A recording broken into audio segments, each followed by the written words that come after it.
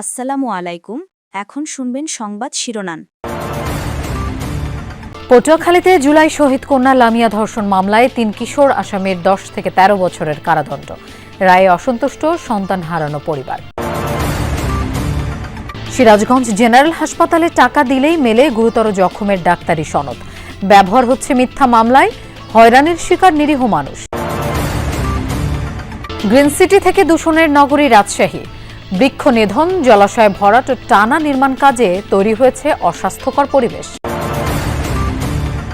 নড়াইলের কালিয়ায় নবগঙ্গা নদীতে তীব্র ভাঙন, বাড়িঘর, কৃষি জমি সহ বিলীন বিভিন্ন স্থাপনা। দ্রুত পদক্ষেপ নেয়ার দাবি ভুক্তভোগীদের। লালমনিরহাটে আমনের ক্ষেতে পোকার আক্রমণ, ক্ষতির মুখে প্রান্তিক কৃষক। কৃষি বিভাগের সহায়তা না পাওয়ার অভিযোগ। আসসালামু আলাইকুম। এতক্ষণ দেখছিলেন সংবাদ শিরোনাম, এখন দেখবেন বিস্তারিত।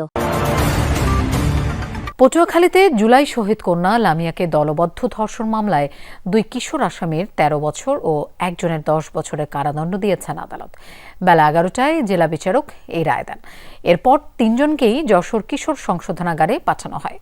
রায়ে অসন্তোষ প্রকাশ করেছেন ভুক্তভোগী পরিবারের সদস্যরা। জুলাই আন্দোলনে শহীদ জসিমের কন্যা লামিয়াকে দলবদ্ধ ধর্ষণের ঘটনা নাড়া দিয়েছিল গোটা দেশকে। মামলার 7 মাস পর আজ আদালতে রায় ঘোষণা করা হয়। পটুয়াখালীর নারী ও শিশু নির্যাতন দমন ট্রাইব্যুনালে নেওয়া হয় ধর্ষণের ঘটনায় জড়িত 3 কিশোর সাকিব, সিফাত ও ইমরানকে। ধর্ষণের মামলায় 3 জনকে 10 বছরের বিনাশ্রম কারাদণ্ড দেন আদালত। সেই সাথে পর্নোগ্রাফি মামলায় 2 জনকে আরও 3 বছরের বিনাশ্রম কারাদণ্ড দেওয়া হয়। রায় ঘোষণার পরপরই 3 জনকে পাঠানো হয় যশোর কিশোর সংশোধনাগারে।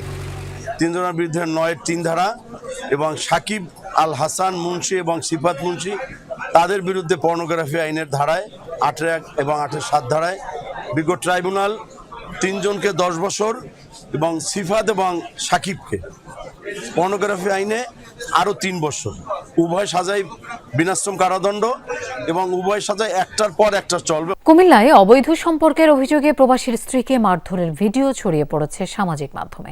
ভুক্তভোগী নারীকে বেঁধে মারধরের অভিযোগ উঠেছে স্থানীয় ইউপি সদস্য বজলুর বিরুদ্ধে।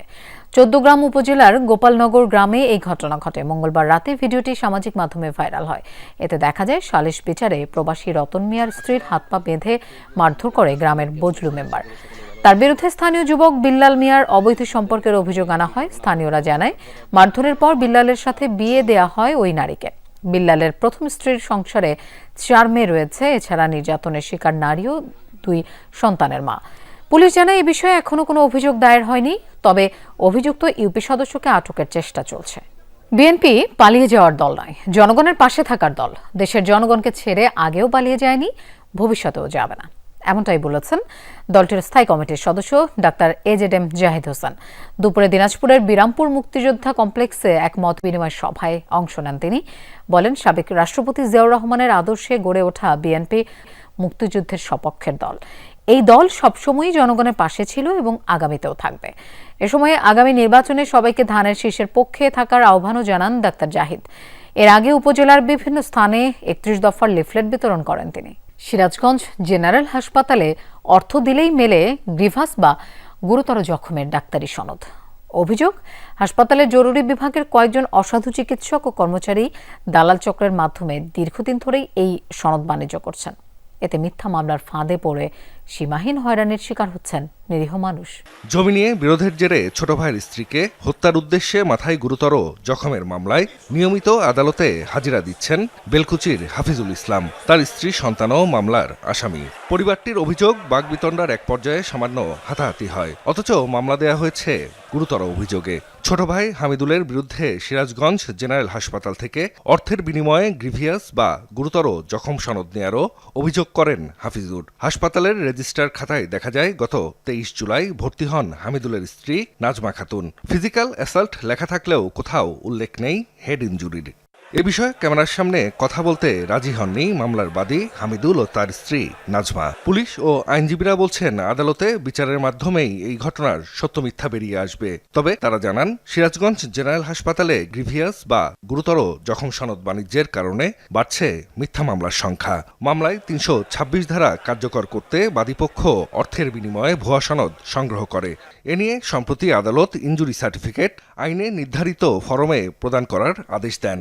এক দশকেরও কম সময় আগে শহরটি আন্তর্জাতিক স্বীকৃতি পেয়েছিল নির্মল বায়ুর জন্য। পরিচ্ছন্ন আর সবুজ নগরী হিসেবেও ছিল সুখ্যাতি। সেই রাজশাহী সাম্প্রতিক সময়ে বায়ু দূষণে ঢাকাকেও ছাড়িয়ে গেছে।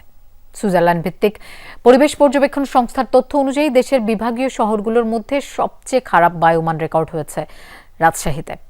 পরিবেশবিদ ও গবেষকরা বলছেন, দীর্ঘদিন ধরে শহরে চলমান বড় বড় নির্মাণ কাজের জন্য ব্যাপক হারে বায়ু দূষণ বেড়েছে।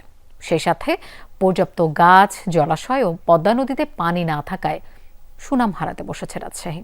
রৌদ্রোজ্জ্বল ভর দুপুরে শহরের এই ফ্যাকাশে চেহারা বলে দেয় বাতাসে উড়ে বেড়াচ্ছে বিপুল পরিমাণ ধুলোবালি। অথচ কয়েক বছর আগেও চিত্র ছিল ভিন্ন। 2016 সালে বিশ্ব স্বাস্থ্য সংস্থার উপাত্তের ভিত্তিতে বাতাসে ভাসমান মানবদেহের জন্য ক্ষতিকর কণা দ্রুত কমিয়ে আনার ক্ষেত্রে বিশ্বের সবচেয়ে এগিয়ে থাকা শহরের আন্তর্জাতিক স্বীকৃতি জোটে রাজশাহীর।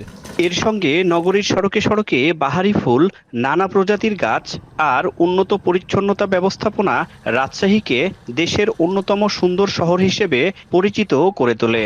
মাত্র 9 বছরের মাথায় সুইজারল্যান্ড ভিত্তিক সংস্থা IQ এয়ারের সাম্প্রতিক তথ্য বলছে, দেশের 8 বিভাগীয় শহরের মধ্যে বায়ুর মান সবচেয়ে খারাপ এখন রাজশাহীতে।